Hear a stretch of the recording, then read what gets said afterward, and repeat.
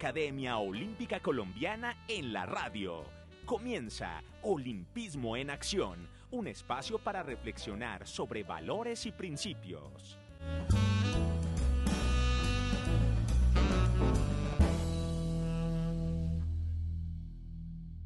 Amigos televidentes, muy buenos días, ¿qué tal? Un cordial saludo. Les está presentando la Academia Colombiana, Academia Olímpica, en su programa habitual de los jueves Olimpismo en Acción. Se emite originando el canal deportivo, obviamente, el canal olímpico en YouTube y las diferentes plataformas que originan todos estos espacios correspondientes al olimpismo colombiano y olimpismo mundial. Como siempre, saludo del presidente del Comité Olímpico, Silvio Solano, nuestro director de comunicaciones, Filiberto Rojas, está con nosotros Sebastián Gómez, nos acompaña el día de hoy, el director de producción, José Otálora, Andrés, nos acompaña, estuvo Gabriela Uribe, nuestro asistente, y como siempre, Alberto Dávila, secretario de la Academia Olímpica y coordinador de estos eventos. David Cañón nos presenta un cordial saludo y nos invita al tema de hoy, un tema que nunca pasará de moda. ¿Dónde comienza, dónde termina el deporte como recreación, lo que se llamaba antes el amateurismo? Ese amiricismo, que es el deporte aficionado, a dónde empieza lo comercial. Me decía, le recordaba yo a Alberto Galvis que había leído por allá algo referente al olimpismo en 904, imagínense, hace 118 años, Juegos Olímpicos de San Luis, en los Estados Unidos, y se había sancionado a un beisbolista, él me recordaba que era nativo, de origen de los antiguos Sioux, algo así, de las tribus de Estados Unidos, que ha hecho carrera como jugador, apellido Torpe, y lo han sancionado por una multa algo así como de $12 por disquete tachado de profesional.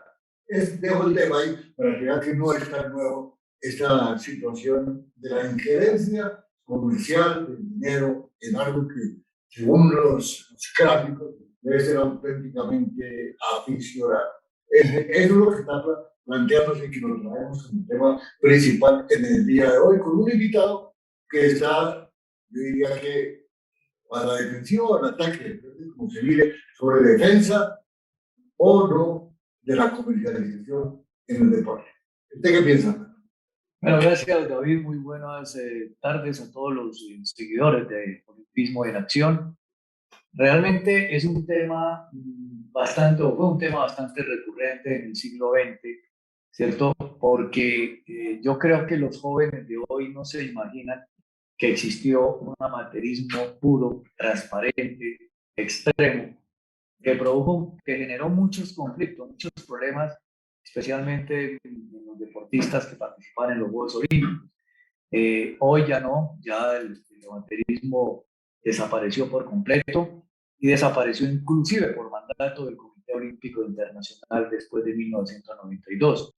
Pero más o menos la idea acá es contarles a nuestros seguidores, contarles cómo fue esto. Esto comenzó muy bien con el Indio Torp y llegar al presente para darle importancia y justificación, desde luego, a la presencia del dinero de manera...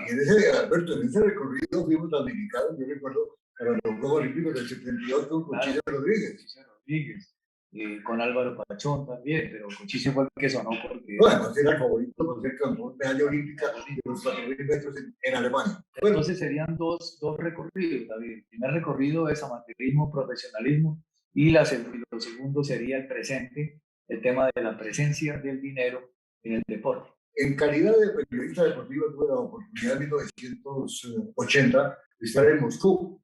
En Moscú se eligió una nueva junta directiva del Comité Olímpico Internacional, el nuevo presidente, el español José Antonio Samaranch. Dicen que con él hubo un cambio radical respecto a la visión que tenía el olimpismo en torno a la comercialización. A propósito, nuestro invitado en el día de hoy es una persona muy metida en la comercialización deportiva, ha sido gerente comercial de RCN, radio, televisión, magíster académico de las universidades Javeriana, comercializador en algún tiempo del Comité Olímpico. En fin, es un mundo y tiene su visión. Invitado en el día de hoy, Guillermo Castro Salgado. ¿Qué tal, Guillermo? Buenos días, bienvenido.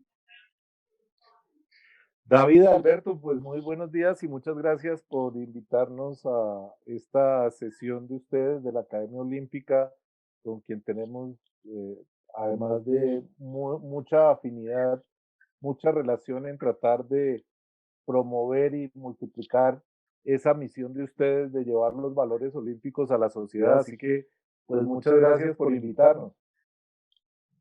Guillermo, bueno o malo que esté metido el tema del comercio en el deporte. Ese es un tema, como tú dices, que además de más de 100 años, ya lo que depende de la argumentación y yo creo que de las bases o de los elementos que le pongas para hacer el análisis. Yo creo que el amateurismo, o llamémoslo que el origen de los Juegos Olímpicos es un origen motivacional, emotivo, bonito, tradicional, de competencia sana, de desarrollo, y si vas a los griegos, pues del desarrollo del ser humano, nacen inclusive de un tema que ustedes conocen mejor que yo, de esa maratón para llevar una noticia, y de ahí se origina esa relación con el deporte, y a partir del deporte de hacer esas olimpiadas o esa época de olimpiadas, y luego con el Barón Pierre de Coubertin cuando instituye los Juegos Olímpicos modernos y los abre o empieza a convocar al mundo a un gran evento en el cual, pues, lo primero es el deporte, lo primero es la expresión de un atleta o de un deportista o de un equipo para llegar a la perfección de su deporte. Y tenemos que también ubicarnos históricamente, pues que en esos momentos venía la época del desarrollo industrial, y todos estos, el marketing en esa época ni existía como concepto, pues, o como estudio, o como ciencia, o como una serie de información que se podía modular, etcétera. Y pues nace con el apoyo de los países, porque finalmente el amateurismo y ese gran momento estaba en apoyo. Usted ha hablado del comienzo. El comienzo es un niño en la escuela, en el colegio, y nosotros tenemos un invitado especial que precisamente toda su vida lo que ha hecho es preparar niños en el deporte y tiene su visión sobre si ha sido perjudicial, cómo lo ve, es el profesor José Antonio García, académico, pero ante todo es una persona que han transitado desde ese comienzo, desde ese niño, hasta llegar a la cancha. El profesor García pues tiene su visión sobre este tema que estamos tratando en el día de hoy acá en el olimpismo. Buenos días. Un saludo muy especial a todos. Gracias porque me dan la oportunidad de decir que he vivido yo toda la vida en el amateurismo, o sea, en el deporte aficionado. Precisamente en 1755 ya Charles Montesquieu decía, el deporte gusta porque halaga la avaricia, es decir, la esperanza de poseer más. Son palabras de Montesquieu, 1755, ayer. Luego tengo otra de Robert Graves en 1985, ahorita que dijo, en el deporte aficionado, como en el amor, la condición aficionada o amateur debe ser rigurosamente mantenida. Y hay otra, yo quería traer estas frases porque me parecen muy interesantes, de Hemingway en 1961, que decía, cuando un deporte es suficientemente atractivo para inducir a la gente a pagar por verlo, se tiene el germen del profesionalismo. Y hablando ya del deporte aficionado, pues en la vida yo viví todo el tiempo en aficionados, desde que fui un aficionado en el deporte y luego como entrenador, vivimos netamente el amateurismo. La gente allí trabajaba porque le gustaba, porque sentía felicidad, porque quería tener más vida. Entonces, ese aspecto de aficionado se nacía desde las escuelas y los colegios y la gente no pensaba absolutamente en estar ganando dinero, sino en ganar salud, en ganar fortaleza corporal, en desarrollar todo su integridad personal. Entonces, por eso a nosotros nos correspondía ver ya en el atletismo como deporte la evolución del deporte a nivel internacional. Y nosotros vemos que en 1912 Siegfried Eström, que él fue el que renovó los Juegos Olímpicos después de la Segunda Guerra Mundial y que fue presidente del COI, él hizo mucho por el atletismo y fue presidente de la Federación de Atletismo, en ese caso de la IAO. Ya por 1976, David Barrelli, él era del Reino Unido, también hizo algo por el atletismo, pero Adrian Paulin es un tipo, el prototipo del aficionado. Era un tipo muy pobre. Él era de los Países Bajos y daba un ejemplo de amateurismo al punto de que él se iba por las pistas, siendo el presidente de la IAO, se iba por las pistas, barría, arreglaba, era un apóstol del atletismo, por lo cual yo lo he tomado como ejemplo. Él era una persona que viajaba en tren por la noche, se acostaba en la mitad del tren para el otro día llegar a hacer sus oficios. Era eminentemente aficionado. Su hija decía, el más aficionado aquí es Adrian Paulin. Después ya vino Primo Neviolo, que era un riquísimo. Primo Neviolo le metió ya plata. Y posteriormente estamos con Sebastián Coe. Entonces yo he hecho esa transición a través de todos esos momentos de la guerra. Le voy a completar una frase esa que usted trae filosófica. ¿Tú recuerdas quién fue el que dijo que el dinero es el estiércol del diablo? El Papa en su visita a Bogotá, en la última vez, se metió la mano al bolsillo y dijo, cuidémonos del estiércol del diablo que entra aquí por el bolsillo, y se metió la mano al bolsillo.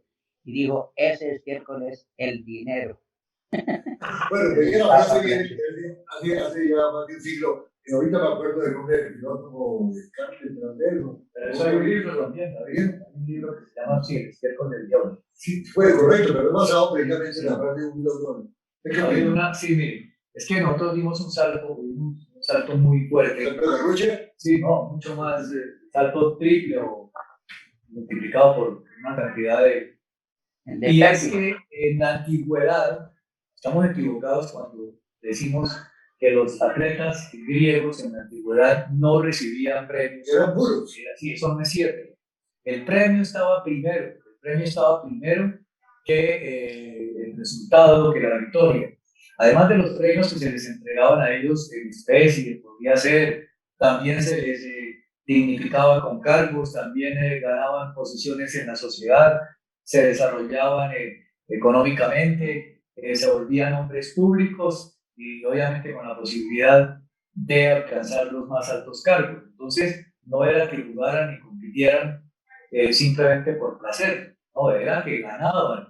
Eso no sé por qué, cuando iniciaron los Juegos Olímpicos, cuando el restaurador del balompié de Puerta, él no tuvo en cuenta esto, sino que de comienzo habló de una pureza absoluta. Y ahora que avancemos en esto, yo sí quisiera cuestionar mucho el tema del voluntariado, porque esto es un voluntariado, porque los voluntariados son buenos, pero transitoriamente, pero un voluntariado permanente para un atleta, para un dirigente, para un entrenador, pues finalmente va a fracasar. Usted va a llevar a los sueldos fabulosos de los presidentes de corporaciones deportivas. Pero bueno, aterricemos al 17 de marzo de 2022, Guillermo Castro, presente. ¿Cómo ves esta situación del mundo del deporte incentivado, que comillas como sea, por el dinero, por lo que llamamos modernamente la comercialización? Vea, David y Alberto y profesor, yo tuve un jefe que decía que el mercado social se hacía con plata. Y creo que es una buena definición. Y con lo que menciona Alberto, realmente es que aquí no hay debate. O sea, para ser deportista, y ustedes lo saben, tiene que tener un incentivo interno espectacular y una motivación para enfrentar todo lo que pasa.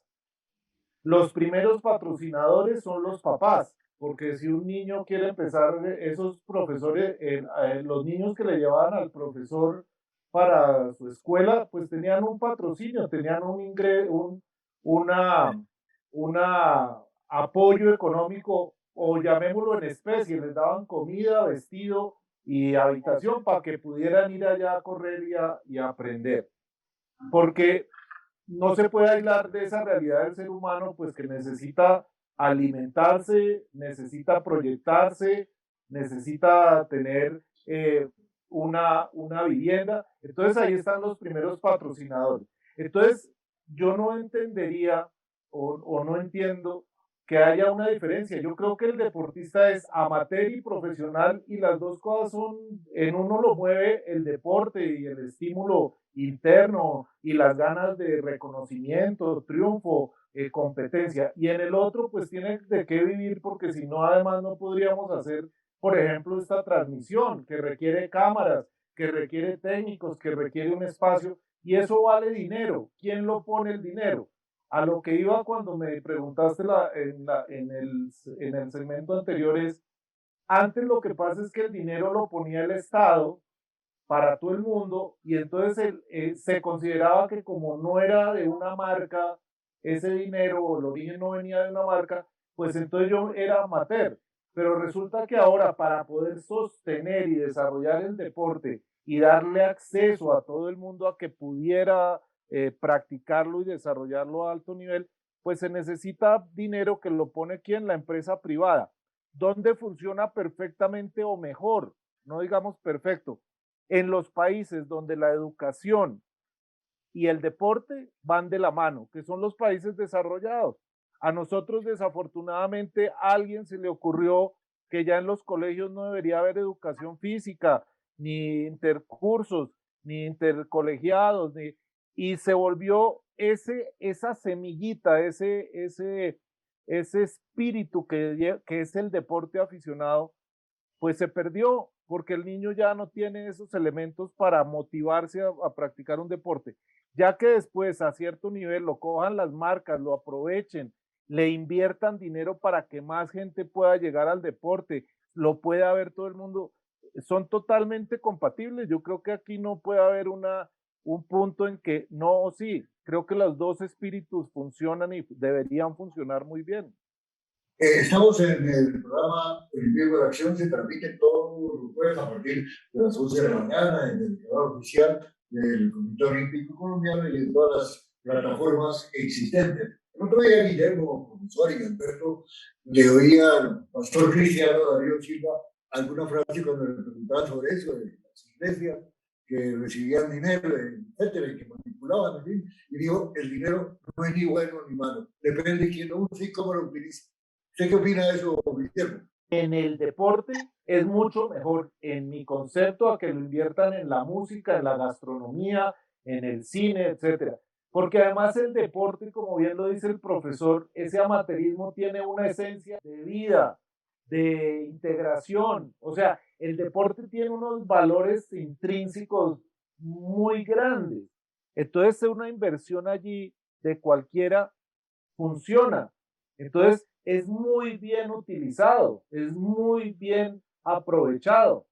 Ahora, que una marca, que quien pone el dinero quiera el reconocimiento, pues eso es obvio, eso ya vemos lo que pasa, como dicen, hasta en las mejores familias. O sea, cuando alguien hace una fiesta, pues después espera que le digan, oiga, salió bien, la comida estuvo rica, hubo buena música, ¿cierto? No lo hace solamente por homenajear, que es parte de del mismo evento. Entonces, me parece que esa frase que tú dices es totalmente válida. Lo que tenemos que lograr es la conjunción de los dos temas. El gran desarrollo, una sociedad que se desarrolle en el deporte y una empresa que le invierta al deporte. Muy bien, Guillermo. Yo creo que en este programa, con los invitados especiales, vamos a encontrar una confrontación. Como el país ahora habla de confrontación, oposición, extremos, izquierda, derecha, el fanatismo, bueno, todos esos extremismos que son malos para una sociedad, nos volveremos a encontrar hoy alguien defendiendo de manera acérrima el deporte aficionado y alguien diciendo, no, lo importante es apabullante comercialización. Me parece que hay una especie de conciliación, Alberto. Sí, eso es claro. Evidentemente los extremos son malos. Y el deporte y el dinero pues se necesitan. Es decir, más necesita, yo creo, el deporte el dinero que el dinero al deporte. Bueno, estoy exagerando quizás, pero es importantísimo analizar detenidamente este tema. Es decir, hasta qué punto debe el deporte influir, el dinero influir en el deporte. Tal vez ahí es donde empiezan las discusiones.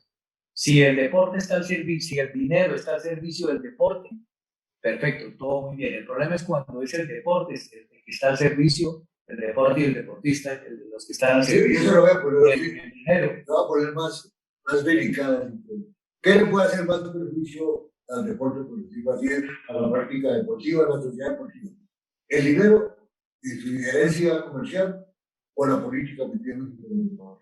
No, desde luego que la política. La política no le aporta, la mala política, desde luego, no le aporta nada al deporte, y sí lo puede perjudicar demasiado. Entonces, lo importante acá es desde los valores olímpicos, David, Guillermo y José Antonio, ver cómo, de qué manera o hasta qué punto se puede permitir que el deporte se inmiscuya en la vida en general de los atletas.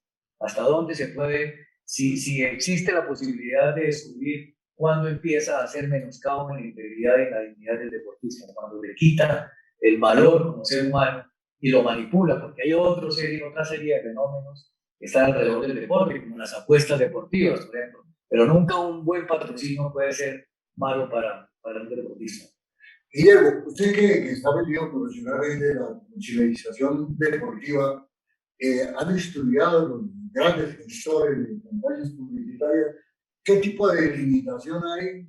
¿Hasta dónde decir, bueno, ahí pare, no apabulle, que los avisos no vayan por encima del número o del nombre del deportista? Un poco de factores que pueden ser tachados de negativos para el deporte con la injerencia comercial, Guillermo.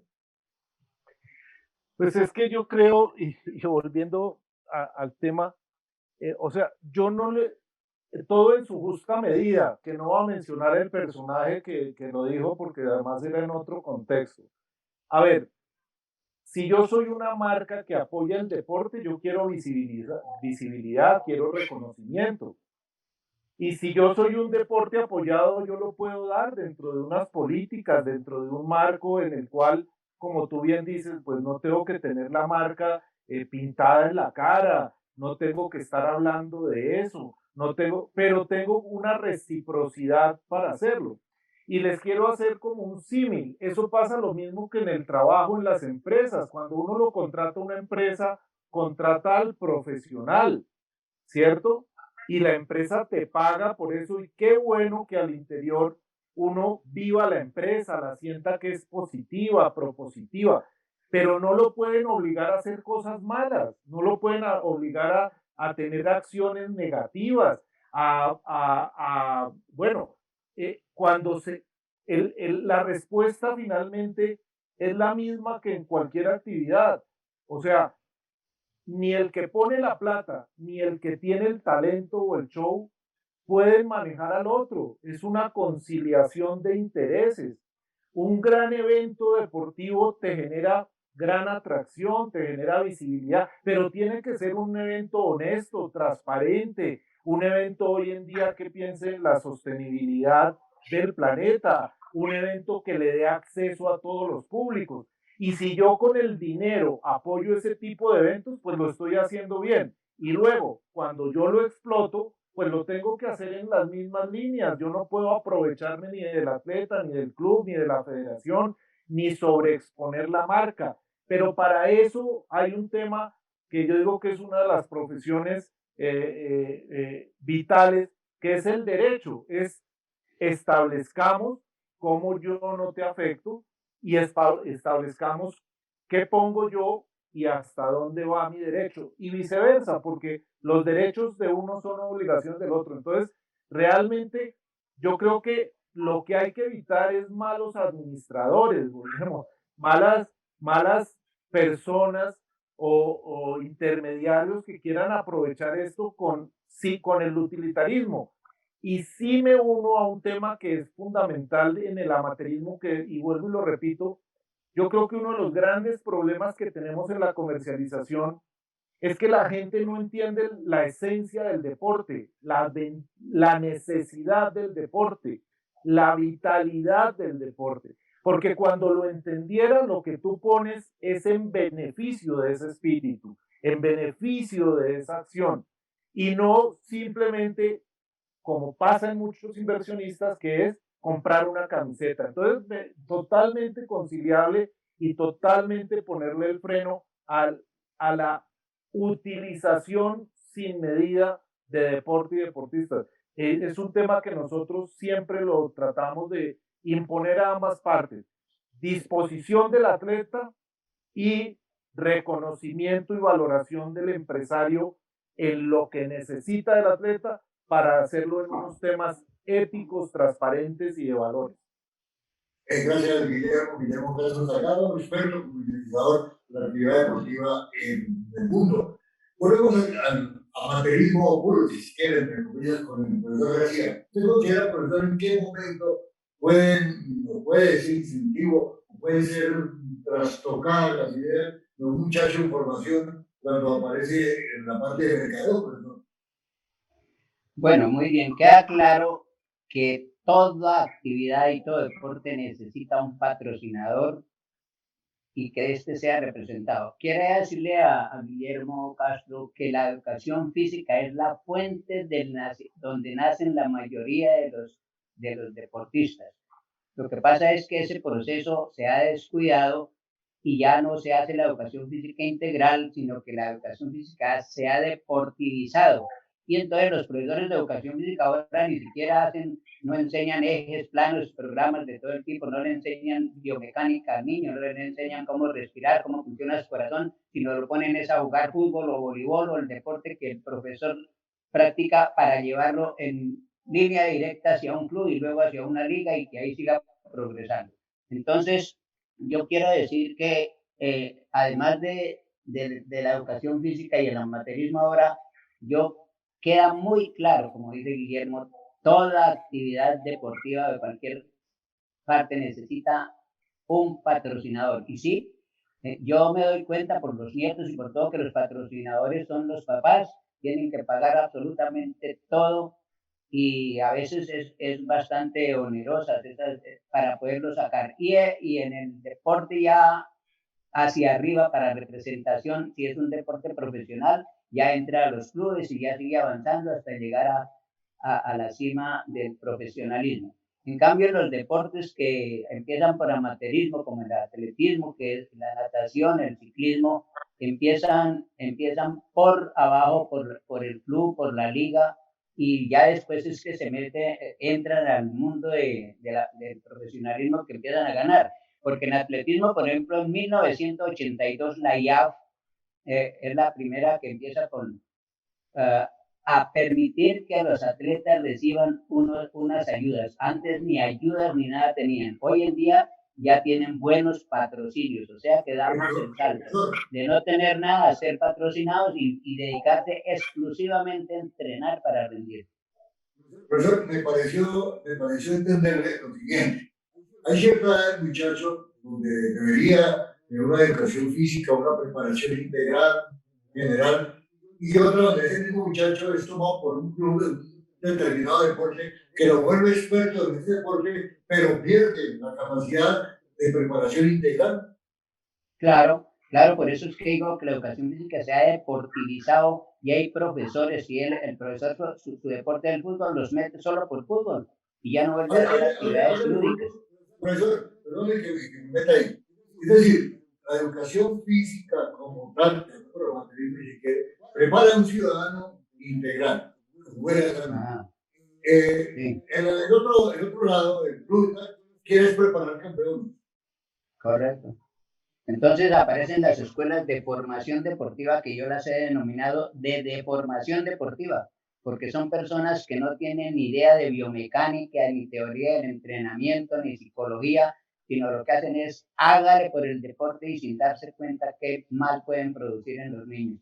Yo tuve 59 escuelas de formación deportiva en Suba y logramos transformarlas a que se dedique a la preparación integral. Cuando un niño tiene o una niña tiene una base grande, que tiene actividades, reflejos, conoce su cuerpo, conoce sus ejes biológicos, conoce su esfera de movimiento, conoce sus planos corporales, que sabe moverse, ese niño va a tener mejor proyección cuando lo toma un entrenador que sabe, que está preparado, porque una persona que no sepa biomecánica, que no sepa morfofisiología, que no sepa psicología, no puede ser entrenador y de pronto ni profesor de educación física. Alberto Jaime, después de esa amalgama de opiniones, de conceptos, de criterios sobre lo que estamos tratando de la Liga Distributiva. Bueno, yo estoy de acuerdo en que los extremos pues hay que tratar de controlarlos. Un muchacho que es formado en una clase de educación física, que empieza ahí, que luego llega a una escuela, pues no está mal que sigue este camino. Lo importante acá es que haya una preparación previa de las personas que orientan a los muchachos. Es decir, nosotros, si el deporte se manejara desde los valores y los principios, que conocieran los valores y principios del deporte y los valores y principios olímpicos, desde el dirigente más alto hasta el atleta más está comenzando su carrera, creo que las cosas serían diferentes. Y parte de esa formación integral tiene que tener en cuenta, luego tiene que tener en cuenta los valores y los principios y lo que es el valor real de cada cosa, el costo, digámoslo así, de cada cosa. ¿Para qué es el dinero? ¿Hasta dónde se puede llegar con el dinero? ¿Para qué sirve el dinero? ¿Qué se compra o qué no se compra con el dinero? Si esos conceptos son claros en un niño que comienza el deporte, con seguridad cuando llegue a la alta competencia y cuando aparezcan los patrocinadores y cuando aparezcan los beneficios del dinero y las amenazas de todos los fenómenos que cambian un poco la orientación, en ese momento estaremos tranquilos porque el muchacho ha crecido dentro de esos valores y esos principios y va a saber cómo enfrentarse a los fenómenos, a los flagelos del deporte moderno. Afortunadamente eso es lo que ha acercado un poco al podio a los nuevos deportistas, porque ya se ha aplicado todo lo que dice Alberto, afortunadamente. Perfecto, claro, los deportistas de hoy son diferentes a los de hace unos años, de la época aquella del amateurismo marrón, el profesionalismo marrón, perdón, ya los de hoy tienen otra conciencia porque han sido de pronto autoformados, porque no ha habido unas políticas claras para la formación de los deportistas. Todavía falta. Sí, probablemente. Oye, Guillermo, ya que me da cuenta ahí de la pantalla, medios de comunicación y su injerencia, buena, regular o mala, perjudicial, positiva, ¿qué opinas sobre eso? Mire, tomando las palabras de Alberto y el profesor, mientras toda la sociedad no entienda la función del deporte en la sociedad, vamos a tener, como decía el presidente de Toto en una charla que tuvimos hace 8 días, rota la cadena. Y parte de esa cadena son los medios de comunicación, porque obviamente las cosas hay que visibilizarlas, hay que contarlas, hay que formar ídolos, hay que transmitirlos. Pero los medios de comunicación, yo no sé si por responsabilidad nuestra de la industria deportiva o del medio, encontraron el del deporte una fuente de financiación, no una fuente de derechos. En todo el mundo se mueve de que los medios pagan por tener el evento. Y en Colombia y en Latinoamérica los eventos pagan para que esté el medio. Entonces, eso es un eslabón de la cadena importantísimo, porque sin ellos también no hay cómo generar más inversión y generar retornos sobre esa inversión. Entonces los medios de comunicación juegan un papel fundamental, pero en los medios de comunicación, no sé qué piensen ustedes y con todo el respeto a los comunicadores, tenemos medios de fútbol, no tenemos medios de deportes. O sea, Y la verdad, pues ustedes entenderán que por nuestra profesión y por nuestras actividades no la pasamos viendo deportes. Y la cantidad de errores, de comentarios, de malas pronunciaciones, de desconocimiento de cómo funciona cada uno de los deportes, de la reglamentación, es triste, es triste, es triste porque son periodistas, son comunicadores que por lo menos en la parte de lenguaje, de administración, de esa información, pues debería ser muy clara. Entonces, mientras nosotros no tengamos unos medios comprometidos al desarrollo del deporte, y hay algunos, no quisiera mencionar marcas, pero creo que todos los conocemos que están con el deporte integralmente, y los periodistas no quieran ser todos de fútbol, vamos a tener un gran bache para el desarrollo del deporte y para la visibilidad. Y no es un tema de medios nacionales, porque también lo hemos hablado. La radio de allá de Capurganá, pues debería tener sus espacios deportivos de lo que pasa en Capurganá. Allá es donde están saliendo los nuevos, no sé, beisbolistas, saltadores. Allá es donde se está desarrollando esa semilla para hacerlo. Y allá debería estar, o sea, esas cadenas son chiquitas, medianas, grandes y mundiales, pero definitivamente los medios de comunicación tienen un papel fundamental que hacerlo. Y mire lo que me decía un anunciante, el medio de comunicación cubre el evento y te quiere ocultar por todos lados la marca que apoya. En lugar de promoverla, te la quiere ocultar. Entonces, fíjate que si si todos no trabajamos en esa misma línea de fortalecer y tomando las palabras, como les digo, de Nathan Burstein, fortalecer la cadena, el deporte va a seguir aislado en cada uno de sus elementos y no generaremos la riqueza que debería generar, teniendo en cuenta lo que ustedes dicen, los valores, que es lo fundamental, y el entendimiento para qué sirve esto. Guillermo, usted nos ha traído el tema hace 4 o 5 años en la Universidad de UCA, en una charla con el director de, ¿cómo se llama? Ready Games. Perfecto. Y hacía un recuento de un enemigo grande que tiene el deporte moderno, tocándolo con dinero, son las apuestas. Hablaba de que se está llegando al billón de dólares en apuestas, y que eso tiene una injerencia delicadísima en el deporte, hasta llegar no solamente a las drogas, al doping, sino a haber detectado jugadores que se venden buscando un determinado resultado gravísimo. Yo lo planteaba ahora conmigo, la parte negativamente esencial del juego. Juego del dinero, ¿no? Sí, claro, claro. Es que permítame mencionar algo de lo que yo mencioné ahora. Es que hay un conflicto al interior de los medios de comunicación, el conflicto entre el pilar editorial y el pilar económico.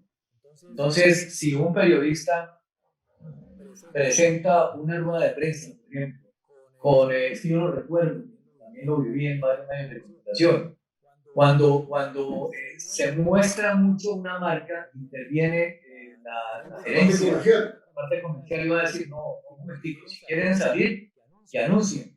Entonces, ahí empiezan los conflictos. Entonces, yo considero que aquí tiene que haber una formación, lo que decíamos ahora, integral, que todo el mundo sepa qué es el deporte, cuáles son los valores y los principios, qué es lo que se puede permitir. No, esa desconfianza, por lo menos en Colombia, en la radio, igual, y los periódicos, todo el mundo sospechando que por debajo están recibiendo dinero, no tener la buena fe, que es lo que hay que hacer. Claro, cierta. Esto es un conflicto, un tema que en países como Colombia está rezagado todavía, ¿cierto? No ocurre en otros países mucho más desarrollados, porque no existe una política única de formación del muchacho desde niño, ¿cierto? Hasta que llega a la alta competencia y aún después del retiro, que se hace ciudadano de bien y que debe seguir manejando, respetando esos principios y valores. Eso es lo que nos falta. Entonces, puede que el atleta tenga la buena voluntad, ¿cierto?, de representar dignamente a su equipo, a su colegio, lo que sea, o a su país. Pero hay alguien por ahí que dice, no, esto no es así, y empieza el tiro y afloje, y no van por el mismo camino. Tiene que haber una política única en el deporte que permita que todos se formen bajo esos valores y principios que nos dejó el Barón Pierre de Coubertin, que están perfectamente establecidos. Ya hoy Guillermo, ya vamos a poner un orden cronológico por edades, ¿sabes? Yendo por el proceso de la chica. ¿Qué sería lo recomendable para un chico? Para un muchacho en la escuela, en el colegio, elemental, en la primaria, en su formación para recibir ese apoyo, y probablemente lo necesita. Entonces, ¿cómo sería esa conducción que no fuera perjudicial, sino que fuera correspondiente a su idea, como hablamos de preparación integral? Bueno, en principio, desde la educación física, que es mi especialidad, allí se presentan muchas personas. Allí en esa van surgiendo lo que nosotros denominamos los talentos. En esos talentos generalmente uno habla con los padres de familia para que lo encaucen, y uno, si da la educación física completa que pasa por todos los deportes, el individuo por fin se inclina por la que es mejor y para la cual tiene mejores capacidades. Entonces, en función de eso, él va avanzando, y como dice Guillermo, ahí entran los patrocinadores, los papás, ya de pronto el colegio ve que el muchacho está surgiendo y ya lo eximen de algunas clases, ya le dan los permisos para que vaya a competir, y ya posteriormente a la liga, que en las ligas hay que, hasta los clubes y las ligas hay que pagar para entrar. Eso no debería ser así, sino esas personas deben entrar y tener sus patrocinios perfectos. Luego de ahí sigue avanzando, y si es un talento que va avanzando, como decir un Nairo Quintana, entonces él va a llegar muy lejos, porque ya los patrocinadores también miran el futuro. Ellos no le van a meter plata a cualquier persona, sino ven que reporte la inversión. Y entonces ya le permiten que pertenezca a su club, a su liga, y ese individuo ya se fue. Imagínese, de 50 que tenía yo en clase, solamente sale uno. Y así, porque de toda la multitud de personas que empiezan en la parte baja del nacimiento, desde el hogar, la primaria, la secundaria, el bachillerato, la universidad, de toda esa población solo uno llega al podio, uno. Y cuando son equipos, pues llegan los del equipo. Entonces hay que ver esa decantación tan bárbara que hay a través de toda la vida del ser humano, y ahí es donde los patrocinadores, que afortunadamente ahora hay que aceptar y presentar calidad a los patrocinadores para que ellos inviertan sin miedo y vean revertida en la propaganda, que es lo que ellos buscan, su inversión. ¿Sí es así o no, Guillermo? Guillermo, a ver, Guillermo. Lo contradigo un poco en eso porque uno de los grandes problemas del patrocinio es precisamente el triunfalismo. O sea, nadie puede ser tan ingenuo de saber que si yo le pongo mi marca a Hamilton cuando se baja del carro ganando una carrera de Fórmula 1 y no causa impacto, eso es pues lógico, que es lo que usted dice, gran calidad para llegar allá y asociarme con esa marca. Pero en lo que usted decía de la formación, nos olvidamos de que todas las compañías lo que quieren es llegarle a la masa. Y eso es uno de los temas que, como decía Alberto, nos hemos olvidado de promoverlo. El deporte es una pirámide. El deporte es una pirámide de los que inician, los aficionados, los más competitivos, los recreativos, los que se surgen, los que compiten y los que llegan a unos olímpicos. ¿Estamos de acuerdo? Pero Sí. si yo vendo gaseosas o postres o servicios, a mí me interesa la base de la pirámide. Y resulta que nos olvidamos que ahí es que de uno que llega, como usted bien lo dice, se quedaron 2.000 o 3.000 en el camino. Pero yo no gano vendiendo uno, sino yo gano 3.000. Entonces los 3.000 que son menos calidosos también tienen un valor de mercado. Y yo creo que en el deporte, y vuelvo al tema de los medios, al tema de las marcas, nos quedamos en el triunfalismo y eso es muy bueno. O sea, ojalá nosotros vendiéramos a los 3 estrellas mundiales del deporte, porque estaríamos ricos en hacer, es más, ni siquiera se vende. La gente llega a pedir que por favor los permita patrocinarlos. Pero lo que tenemos que trabajar es precisamente a la base. Tenemos que llegar a las escuelas, a los clubes, a los pueblos, al donde se inicia el deporte, para que allí es donde llegue la inversión, porque eso tiene el gran componente de impacto y lo hemos vivido de verdad con muchos trabajos. Y lo otro que yo les diría es que conciliando, como decía Alberto, educando la sociedad para el deporte, y yo aprendí esto con el equipo Piratas y con el profesor Tapia, Canadá tiene un modelo de desarrollo deportivo del país, no es de un club, no es de una liga, es del país. Y dice que los menores de 12 años tienen que tener una cosa que llaman alfabetización física. O sea, lo que usted mencionaba, aprender de todos los deportes, motricidad fina, no sé qué, para que sobre los 12 años empiecen a decidir por 2 caminos. Uno, deporte para la vida, que es salud, que es bienestar, que es uso del tiempo libre. Y otros que definen deporte para la competencia, que son un mínimo, o sea, que dicen, no, yo ahora sí quiero el deporte para vivir del deporte. Y los otros lo utilizan es el deporte para vivir ellos, no para vivir del deporte. Y ese modelo hace que esos países y sus economías y sus marcas y todo el mundo esté trabajando en ese sentido. Usted lo dice, hay niños de 10 años que los desgastamos y a los 12 años están muertos para el deporte porque el papá, la mamá o el club querían que fuera el rey del ciclismo, del BMX, y los acaban físicamente.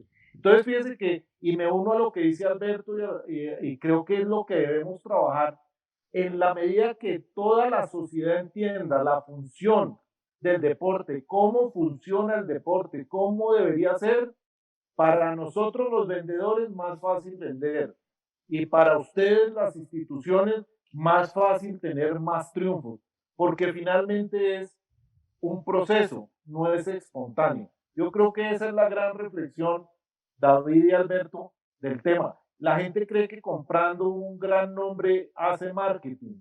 La gente cree que solo esperando hasta el final es que se hace negocio. No, el negocio del deporte creo que no lo hemos sabido vender desde la base, para que todo el mundo, mejor dicho, todos deberíamos invertir en el deporte, todos. No debería haber empresa ajena al deporte. Muy amable, Guillermo. A propósito, tanto usted como García han utilizado el término permanentemente educación. Podríamos decir, Alberto, que se habla de educación integral, digamos que educación para ganar, y se ha enseñado educación para estar hablando. No, tiene que haber educación para todos. Ahí cada un ejemplo, una muestra de lo que es, ¿cierto? Educación para todos, porque es como el triunfo y la derrota, ¿qué es mejor o qué es peor? Muchas veces un atleta no supera una derrota, no supera una victoria. Es que una de las cosas que uno ve en el deporte colombiano, creo que ha mejorado, antes lo veía mucho, fulano de tal, no fue sin hacerse campeón, ganar plata, porque se acabara su buena vida. Claro. Eso hemos cambiado. No, hemos cambiado de a poquito, no es mucho lo que hemos cambiado. Creo que la conciencia que muestran los atletas de hoy, los atletas de altos logros, los mejores atletas, es una pequeña porción de los deportistas de altos logros. Todavía vienen muchos atrás que crecen con una cantidad de vacíos, de baches, ¿cierto? De dificultades. Ahí es donde debe estar la mano tanto de las entidades del deporte asociado como del país, del gobierno, los gobiernos, para orientarlos como debe ser.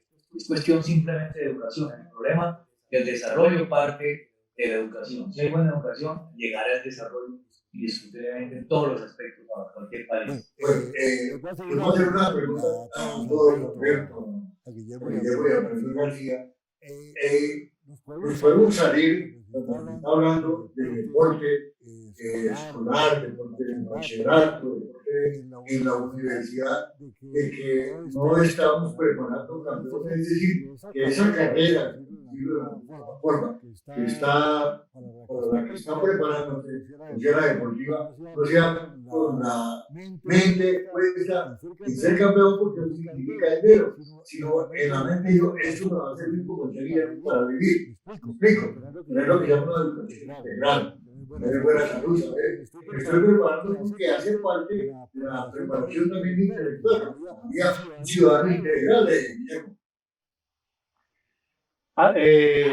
David, totalmente de acuerdo. Es que vuelvo y digo que el gran mercado es la base. O sea, cuando usted le dice a un niño de 5 años que quiere ser campeón mundial, esa es la aspiración, ese es el sueño. Y ese sueño hay que metérselo a todos los millones de niños de la base de la pirámide. Pero en el proceso educativo, usted lo que va es seleccionando que hay unos que tienen el talento para hacerlo y otros no lo tenemos. Y es como la selección de la vida en cualquier profesión, el gran director de cine, el gran restaurantero, el gran financiero. Pero no todos tenemos esa aspiración, el deporte te da ese sueño. Lo que pasa es que adicionalmente de practicarlo, entenderlo y conocerlo, te da salud, te da vida, te da una buena relacionamiento con la gente, te hace botar energía. O sea, vuelvo y digo que lo que no hemos entendido es la profundidad que tiene el deporte en la esencia de la sociedad. Vuelvo y digo, no es un tema que haya nacido en Grecia corriendo en una guerra, es que eso es parte de la formación. Entonces, vuelvo y digo, ¿cómo es posible que en nuestra pensum académico no esté el deporte metido? Entonces, queremos compararnos con Estados Unidos y Alemania. ¿Por qué tienen ese desarrollo y ese suceso y esas estrellas y esos medios? Pues porque el deporte empieza en kinder, está metido en el día a día de la persona, tiene que hacerlo, tiene que practicarlo, no para ser campeón. No, ese es el sueño, esa es la aspiración de todos. Todos queremos ser ricos. Yo no creo que haya una persona en el mundo que en su conciencia diga, yo voy a hacer todo para ser pobre. Yo no creo que exista, no creo. Puede que haya. Pero todos, el deporte nos mete, aspire, sueñe, llegue. Ahí es donde entra lo transversal, el negocio del deporte. Pero como sociedad, el tema, comparto 100%, es educación y es educación a todo nivel. Yo conozco grandes campeones y he hablado, y tú lo sabes que hablo con muchos y con grandes dirigentes que en este momento les falta todavía ese bagaje para proyectar el deporte y aprovechar el deporte como industria, como negocio y como sector. Perfecto, Guillermo. ¿Te pareció constructiva su posición en el programa, Guillermo? Totalmente, todos los espacios en donde podamos discutir, ampliar, conciliar, juntar la academia, los medios. Bueno, el Comité Olímpico tiene en su plan o en su estrategia 2020 más 5, 15 recomendaciones que si uno las lee detenidamente son bastante comerciales. Por un lado, bastante comerciales, pero si las lee por el otro lado, son bastante formativas. O sea, cuando habla de inclusión, cuando habla de acercarse a lo digital, cuando habla de generar nuevos recursos, pues también está hablando de cómo profundizar en su sistema deportivo para educarnos más y entender más. Si más gente lo supiera, te juro que hay muchos más recursos para esta industria, empezando desde las instituciones, porque en el deporte no debería estar solo el Ministerio del Deporte, el de Educación, el de Cultura, el de Hacienda para el emprendimiento deportivo. ¿Cuánta gente vive del deporte? ¿Cuánta gente fabrica uniformes? ¿Vende hidratación cerca a un campo de fútbol? O sea, eso me encanta y te lo agradezco y perdonen la emoción de hablar de estos temas, porque creo que trasciende a nuestros intereses particulares. En la medida que lo fortalezcamos, ganamos todo y sobre todo gana, ahí sí voy a hablar como político, gana el país. Gracias, Guillermo. Profesor, ¿satisfecho usted con la proyección que ha generado en toda esa muchacha que usted tiene en su cargo desde hace muchos años, profesor?